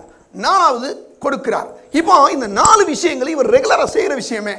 அவர் எப்போனாலும் அந்த 5 10 2 மீன்லாம் கொடுக்குறாரு இல்லையா, அவர் எடுக்கிறாரு, அதை ஆசீர்வதிக்கிறாரு, அதை பிக்கிறாரு, கொடுக்குறாரு. இந்த 4 விஷயம் இவர் ரெகுலராக செய்வார். அதாவது இயேசுடைய பிரசங்கத்தை பற்றியும் நம்ம வந்து சில காரியங்களை புரிஞ்சுக்க முடியும். இயேசு என்ன செய்கிறாரோ அதை வச்சு புரிஞ்சுக்கலாம். அவ்வளோ ஒரு சூப்பரான ஒரு பிரசங்கம் இயேசு செய்கிறத வச்சு ஒரு பிரசங்கத்தை பண்ணிடுவார் அந்த மாதிரி. அப்போ உடனே இதை பிட்டு கொடுக்கும்போது இங்கே பாருங்கள், வேதம் சொல்லுது, அங்கே பார்த்தீங்களா, அங்கே என்ன ஆகுது, 31ஆம் வசனத்தில் அப்பொழுது அவர்களுடைய கண்கள் என்ன பண்ணதான் திறக்கப்பட்டு அவரை அறிந்தார்கள். உடனே அவர்களுக்கு மறைந்து போனார். சொல்கிறாரு, நான் உயிரோடு இருந்துட்டேன் அப்படின்னு சொல்கிறார். ஏன்னா அது வரைக்கும் இவருடைய கண்களுக்கு இவர் மறைந்திருந்தார். ஆனால் அந்த அப்பத்தை எடுத்து அதை ஆசீர்வதித்து அதை பிட்டு அவர்களுக்கு கொடுத்த போது தெரியுது, இயேசு உயிரோடு எழுந்து விட்டார். இன்றைக்கும் கூட இது எதை குறிக்குது அப்படின்னா, ஆண்டவராகிய இயேசு இந்த அப்பத்தின் மூலமாக ஒரு செய்தியை சொல்கிறார். என்ன சொல்கிறாரு? பிதாவாகிய தேவன் இந்த உலகத்தில் என்னை எடுத்தார், என்னை ஆசீர்வதித்தார். அதனால அந்த உலகம் முழுவதையும் அவர் என்ன பண்ணார்? நன்மை செய்கிறவராயும் பிசாசின் வல்லமையில் அகப்பட்ட யாவரையும் குணமாக்குறவராய் சுட்டித்திருந்தார். என்னை ஆசீர்வதித்தார், அநேகருக்கு ஆசீர்வாதமாக நான் இருந்தேன். அது மட்டும் இல்லாமல் சிலுவையிலே நான் பிக்கப்பட போகிறேன். அப்படி பிக்கிறனால என்ன வரப்போகுது? இந்த உலக மக்களுக்கும் இவர்தான் மெய்யான தெய்வம் என்பது இந்த உலக மக்களுக்கும் என்ன செய்து கொடுக்கப்பட போகிறது என்றார். இதைத்தான் நீங்க செய்யன்னு சொல்றாரு. அப்போ நீங்க ஒரு விஷயத்தை கவனிக்கணும். ஆண்டவராகிய இயேசுடைய உயிர்த்தெழுதலே அவர் நமக்காக இந்த உலகத்தில் வந்தார்.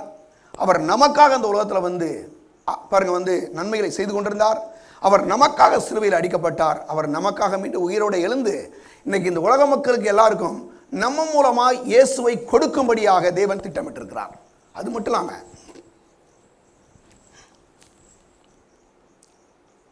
இன்னும் ஒரே ஒரு வசனத்தை மட்டும் வாசிப்போம். நம்ம பாருங்க 46ஆம் வசனம் மட்டும் வாசித்து முடிச்சிடலாம். 46 46 பாருங்க. 45 கூட, அப்பொழுது வேத வாக்கியங்களை அறிந்து கொள்ளும்படி அவருடைய மனதை அவர் திறந்து அவர்களை நோக்கி, எழுதியிருக்கிறபடி கிறிஸ்து பாடுபடவும் 3 நாளிலே மரித்தோலிருந்து எழுந்திருக்கவும் வேண்டியதாக இருந்தது. என்ன பண்ணுறாருன்னா, வேதம் சொல்லுகிற வேதத்தில் எழுதியிருக்கிறபடி என்னது அவர் பாருங்க என்ன பண்ணா, இவ்விதமாய் பாடுபடவும் அவருடைய பாருங்க அவர் சொல்றார், அவருடைய மனக்கண்களை திறக்கிறாரு. எழுதியிருக்கிறபடி கிறிஸ்து பாடுபடவும் 3ஆம் நாள் என்னது மரித்தோலிருந்து எழுந்திருக்கும் வேண்டியதாக இருந்ததுன்னு சொல்றாரு. இயேசு அவர் சிலுவையில் அடிக்கப்பட்டு ரத்தத்தை சிந்தி மரித்து உயிரோடு எழுந்தது எனக்காகவும் உங்களுக்காக தான். காரணம், சிலுவையை பார்க்கும்போது ஒன்று நீங்கள் புரிஞ்சுக்கணும், அது எனக்கு வெற்றியாய் கொடுக்கப்பட்ட ஒரு சின்னம். இயேசு கிறிஸ்து வெற்றி சிறந்திருக்கிறார், நானும் வெற்றி சிறக்கும்படி இந்த உலகத்தில் வாழுகிறேன். உங்களுக்கு நிறைய பிரச்சனைகள் கூட இருக்கலாம், நான் சொல்கிறேன் இந்த காலை வேளையில். ஆனால் எல்லா பிரச்சனையும் மேற்கொள்ளக்கூடிய ஒரு பெரிய அதிகாரம் உயிர்த்தெழுந்த இயேசு கிறிஸ்து நாமத்துக்கு இருக்குதுங்க. நீங்கள் சொல்லுங்கள், பேசுங்க. நீங்கள் ஒரு ப்ராப்ளம் இருக்கா, பேசி பாருங்கள். ஆண்டவராகிய இயேசு உங்களுக்கு அற்புதமான ஒரு விடுதலை கொண்டு வர முடியும். இந்த உயிர்த்தெழுதல் அன்னைக்கு இந்த ஈஸ்டர் அன்னைக்கு உங்களுக்கு சொல்கிறேன். ஒரே ஒரு வசனம் பார்ப்போம். 2 கொரிந்தியர் 2ஆம் அதிகாரம் 4ஆம் வசனம், அதை மட்டும் பார்த்து முடிக்கலாம். கிறிஸ்துவுக்குள் எப்பொழுதும் எங்களை என்ன செய்கிறாராம்? அவர் வெற்றி சிறக்க பண்ணுகிறார். கிறிஸ்துவுக்குள்ளே அவர் எப்பொழுதும் எங்களை என்ன பண்ணாரு? வெற்றி சிறக்க பண்ணுகிறார் என்று பார்க்குறோம். பாருங்க, அங்கே சொல்லும்போது கர்த்தராகிய இயேசு கிறிஸ்துவை எழுப்பினவர் எங்களையும் இயேசுவை கொண்டு எழுப்பி உங்களோடு கூட தமக்கு முன்பாக நிறுத்துவார் என்று அறிந்திருக்கிறோம். அது மட்டும் இல்லாமல் பாருங்க, ஆண்டவராகிய இயேசு நாம் ஒவ்வொருவருக்காகவும் அவர் இந்த உலகத்தில் பாருங்க அவர் உயிரோடு எழுந்தது மட்டும் இல்லாமல் நம்மளையும் பாருங்க அநேகருக்கு ஒரு பெரிய ஆசீர்வாதமாக வைத்திருக்கிறார். அது மட்டும் இல்லாமல் அங்கே சொல்றாரு, கிறிஸ்துவுக்குள்ளே எப்பொழுதும் எங்களை வெற்றி சிறக்க பண்ணி எல்லா இடங்களிலேயும் எங்களை கொண்டு அவரை அறிகிற அறிவின் வாசனையை வெளிப்படுத்துகிற தேவனுக்கு ஸ்தோத்திரம். என்ன சொல்றாரு? கிறிஸ்துவுக்குள்ளே எப்பொழுதும் எல்லா இடங்களிலும் எங்களை வெற்றி சிறக்க பண்ணுகிறார். நான் சொல்கிறேன், நீங்கள் படிச்சீங்கன்னா அங்கே உங்களுக்கு வெற்றி உண்டு. நீங்கள் வியாபாரம் பண்ணீங்கன்னா அங்களுக்கு ஒரு வெற்றி உண்டு. தொழில் பண்ணீங்கன்னா உங்களுக்கு வெற்றி உண்டு. குடும்பம் கணவன் மனைவியாக நீங்கள் வாழ்கிறீங்கன்னா அந்த குடும்ப வாழ்க்கை வெற்றியாக இருக்கும். பாருங்கள், உண்மையாக நான் சொல்கிறேன், என்னுடைய திருமண வாழ்க்கையிலே நாங்கள் பார்க்குறோம், ஒரு நாள் கூட ஒரு சின்ன நோ ப்ராப்ளங்க. கிட்டத்தட்ட ஒரு 25 ஆண்டுகளுக்கு மேலே ஆயிடுச்சு. என் மனைவியை ஒரு முறை கூட நான் அடிச்சதே கிடையாது. எனக்கே நான் நினைக்கிறேன், ஒரு நாள் ப்ராப்ளம் நீங்கள் வந்ததே கிடையாது. ஏன் வரல பாஸ்டர், நீங்கள் என்ன இப்படி சொல்கிறீங்க? என்னன்னாலும் சரிங்க, ரொம்ப ஈஸியாக. எனக்கு ரொம்ப ஆச்சரியமாக இருக்குது. காரணம் ஏன் தெரியுமா? ஒரு ரட்சிக்கப்பட்ட ஆளை திருமணம் பண்ணுறது எவ்வளோ பெரிய லாபகரமான விஷயம். ஒரு நல்ல சில தீர்மானங்கள் நாங்கள் எடுக்க முடியுது. நான் சொல்கிறேன், இன்றைக்கி கூட வாலிப பிள்ளைகளுக்கு நான் மீண்டும் சொல்கிறேன், என்னன்னு தெரியல, திரும்ப உங்களவே ஃபோக்கஸ் பண்ணுறேன். உங்களுக்கு நல்ல எதிர்காலத்தை தேவன் வைத்திருக்கிறார். நீங்கள் ஆண்டவருடைய பிள்ளை ரட்சிக்கப்பட்டிருப்பீங்கன்னு சொன்னால் நான் சொல்கிறேன், உங்களுக்கு ஒரு நல்ல எதிர்காலத்தை வைத்திருக்கிறார். இந்த உலகம் முழுவதும் ஏமாற்றுகிற மக்கள் அநேகர் இருக்கிறார்கள். நம்பி அநேகரை ஒன்றுலாமாக்கிறான். ஆனால் ஆண்டவராய் இயேசு, அவரை நம்புவீர்களேனால், அவர்களை விசுவாசிப்பார்களேனால், நான் சொல்கிறேங்க, ஜீவனுள்ள காலமெல்லாம் அவர் ஒரு நாள் கூட ஏமாற்றவே மாட்டாருங்க. நான் சொல்கிறேன், இந்த இயேசுவை நான் ஆண்டவரை ஏற்றுக்கொண்டு கிட்டத்தட்ட ஒரு 30-40 வருஷத்துக்கு ஆச்சு. 15 வயசில் நான் ஏற்றுக்கிட்டேன். நான் சொல்கிறேன், எனக்கு ஆண்டவராக இயேசு என் வாழ்க்கை அப்படி சூப்பர் பண்ணிட்டார். இந்த உயிர்த்தெழுந்த இயேசு நம்முடைய சார்பாக உயிர்த்தெழுந்திருக்கிறார். பிசாசையும் பாவத்தையும் சாபத்தையும் தரித்திரத்தையும் வெற்றி சிறந்திருக்கிறார். அவர் எப்பொழுதும் எல்லா இடங்களிலும் அவர் நம்மளை வெற்றி சிறக்க பண்ணி அவரை இந்த உலகத்துக்கு நம்மளை கொண்டு அறிகிற அறிவை வெளிப்படுத்துகிற தேவனாக இருக்கிறார். நீங்கள் வெற்றி பெறும்போது அவரே வெற்றி பெறாருங்க.